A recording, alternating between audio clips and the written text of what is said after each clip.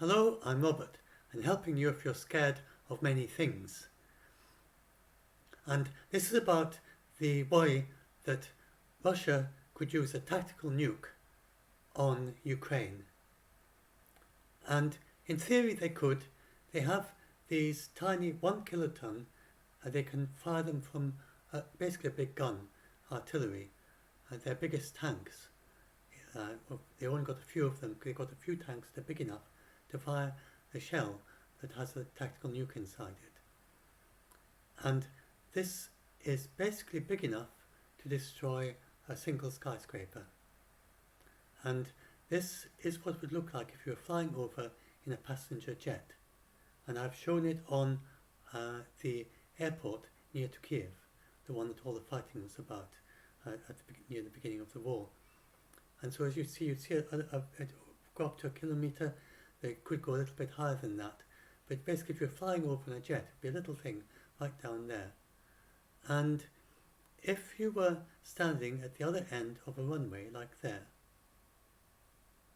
then you would survive the nuclear explosion. You wouldn't be harmed at all by the actual explosion itself. It would just be some other very big conventional explosion. And you'd be far enough away to be safe from the radioactivity from the explosion itself.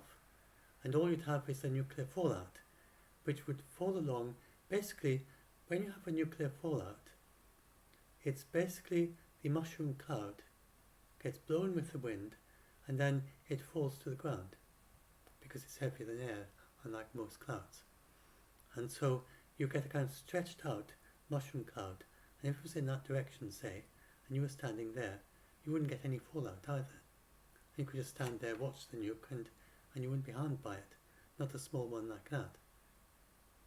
And if the fallout went your way, and if you could get inside something, like inside a car or something, then, and ideally inside a house or something where you've got a lot of thick material between you and the fallout dust, then you'd be safe from that too. So these, and the amount of radioactivity you get from a small tactical nuke is not that huge.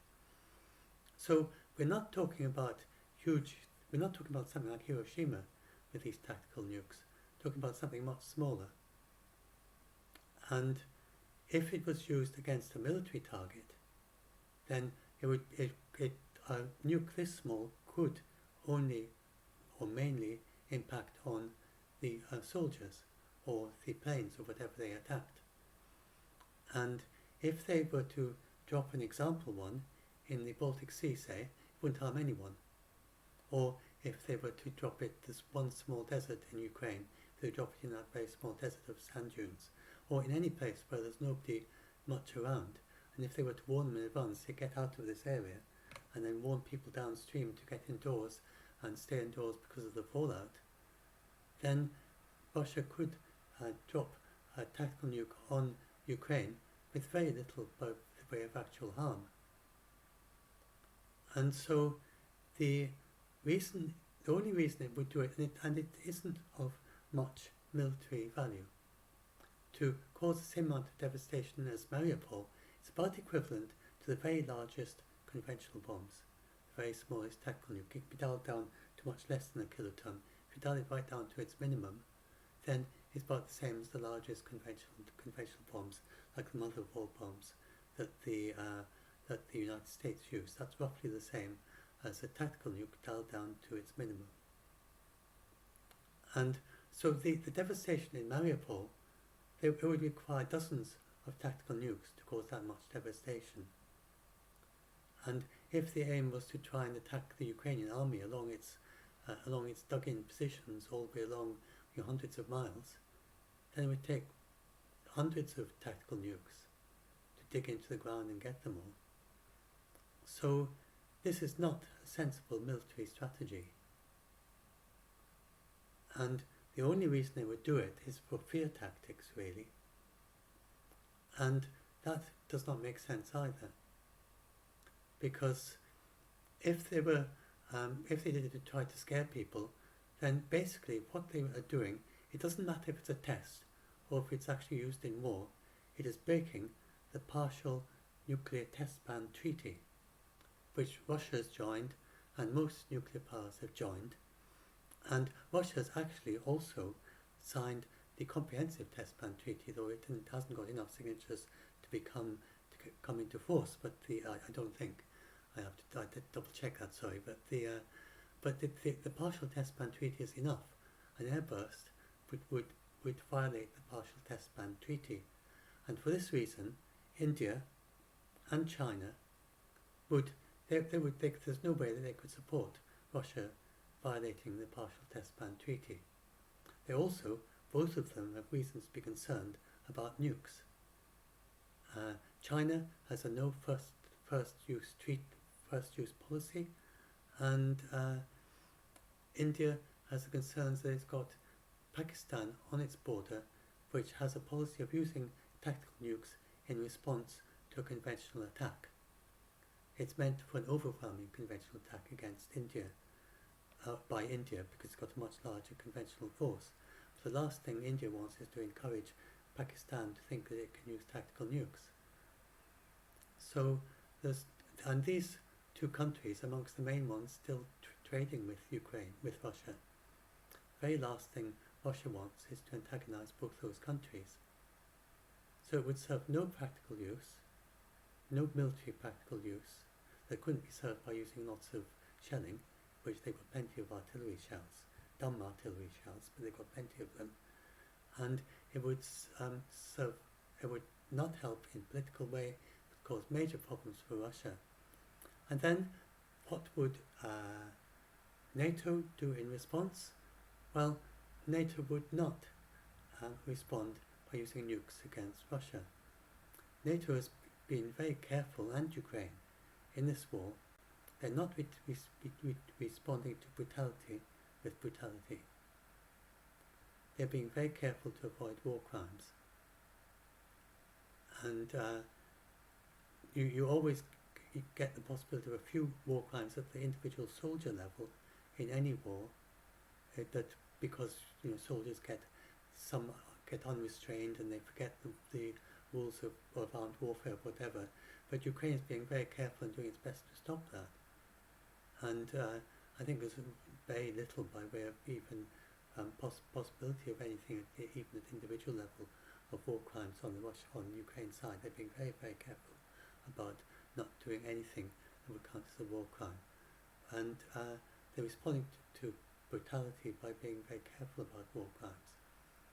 So the very last thing that they would do is respond to a tactical nuke with a war crime. And what would probably happen is that they would respond in other ways. They would increase the sanctions even more, although they're pretty much up to the max, but there's some ways they could increase them further. They would put pressure on Ukraine, on China and India to increase their sanctions. It would help, of course, with anything happening by the way of injuries, and treating anybody who was affected by fallout, advising them what to do, and so on.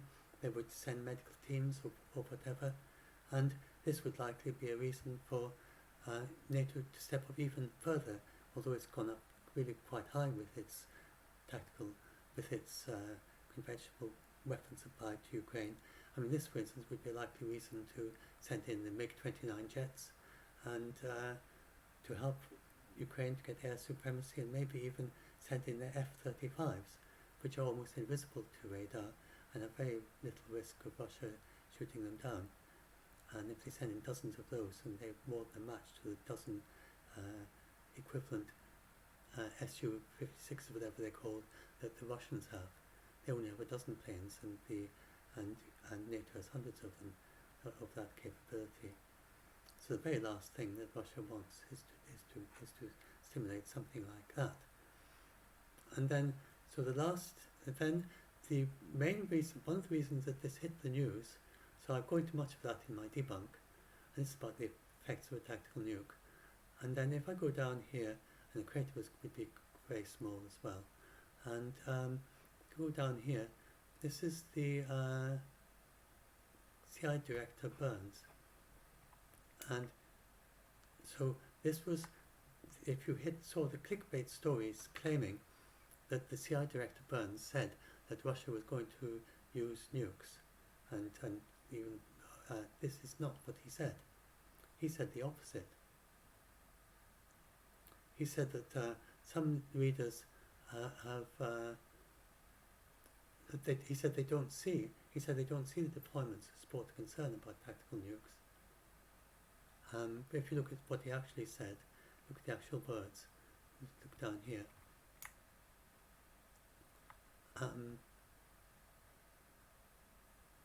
He said that there's that the Russian military doctrine holds that you could escalate to de-escalate. Actually, other people, the CIA say that. Other people are controversial. They haven't explicitly said that. Even when they do say that, it's not in their military doctrine as such. They claim that the kind of secret doctrine is to do that. But anyway, he says so in that circumstance, what some Russian leaders have talked about is that if there were NATO militarily on the ground in Ukraine, that they have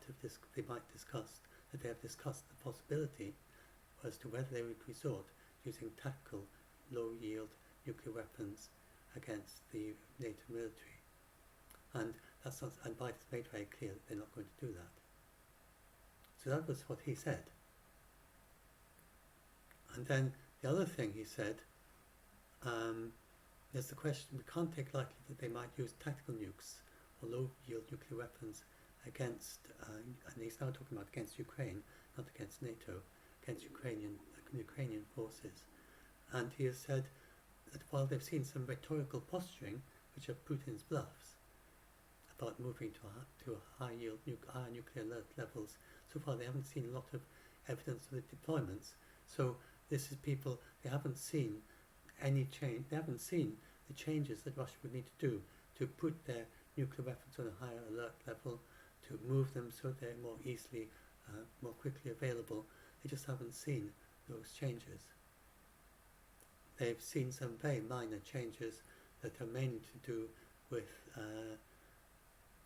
that if was a nuclear attack by NATO, and that to make sure that there's more secure line of command with the Kremlin. So that's a really fantastical scenario. That NATO is not going to be attacking Russia.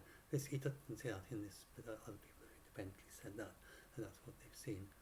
There's almost no change in the when they said they were moving to higher alert level. Certainly not to do with making nuclear weapons more available and easier to use. So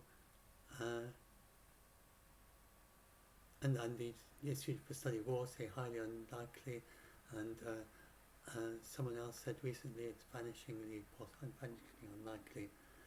So it's exceedingly unlikely that they use a tactical nuke, and on that extremely remote possibility, which makes things much worse for Russia in terms of commerce and trade, and would not help in the war in NATO. It would lead to Ukraine developing an even greater advantage because of the extra weapons that NATO would supply to them. That in that situation, it would not lead to an escalation. NATO would be very, very careful not to escalate back. So hopefully this helps you all to not be scared of the tactical nukes, which look exceedingly unlikely. So that's my tactical nukes debunk. Where's the front page? Let's end with that. So Putin could, in principle, do this. It's exceedingly very unlikely. There'll be few deaths. There may be no deaths, and maybe no civilian casualties. If he did do it, he might well do a demonstration in the Black Sea or something. And not much happens, except Russia loses most of its remaining support from China and India. So this seems exceedingly unlikely, and will make things much worse for Russia if they did do it. Not in a military sense, but in a commercial trade sense, and in a military sense too. They would make much more likely that they lose the war much more quickly.